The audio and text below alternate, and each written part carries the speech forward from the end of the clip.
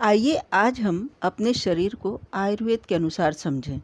जैसा कि आपने वात, पित्त, कफ के बारे में सुना तो होगा, तो वह हमारे शरीर में कहाँ रहता है, बढ़ता है तो क्या होता है, कम होता है तो क्या होता है, और साम्यावस्था यानी कि न ज़्यादा न कम तो क्या होता है। आइए जानें।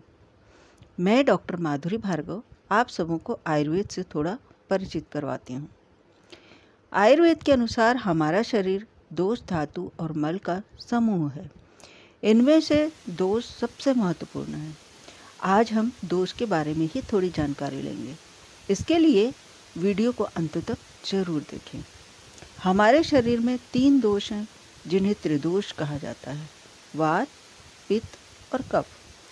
ये हमारे शरीर में सर्वव्यापी होते हैं, लेकिन फिर भी इनके अपने अपने विशेष स्थान हैं। जैसे वात का स्थान हृदय और नाभि के नीचे का स्थान है, पित्त का स्थान हृदय और नाभि के बीच वाले हिस्से में है, और कफ का विशेष स्थान हृदय के ऊपर के भाग में है। इसी प्रकार हमारे आयु के अनुसार भी त्रिदोष का प्रभाव रहता है। जैसे आयु की अंतिम, मध्य और आदि अवस्था में वात, पित्त, कफ का प्रकोप होता है। आयु की अंतिम अवस्था यानी बुढ़ापे में वात का प्रकोप होता है, मध्य यानी युवावस्था में पित्त का प्रकोप, तथा आदि यानी बाल्यावस्था में कफ का प्रकोप होता है। इसी प्रकार रात और दिन के भी अंत में वात, मध्य में पित्त और आदि में कफ का प्रकोप होता है। भोजन के भी अंत में वात, मध्य में पित्त और आदि में या शुरुआत में कफ का प्रकोप होता है। अर्थात भोजन करने के बाद शरीर में मधुरीभूत कफ का प्राबल्य रहता है।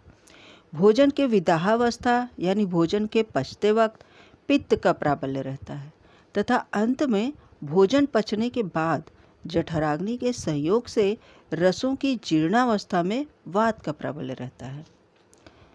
अब इन तीनों बातों के वृद्धि, क्षय और साम्य भेद से एक एक दोष 3-3 प्रकार का हो जाता है। जैसे वृद्धवात, वृद्ध पित्त, वृद्ध कफ और क्षीणवात, क्षीण पित्त और क्षीण कफ, और साम्यवात, साम्य पित्त, साम्य कफ।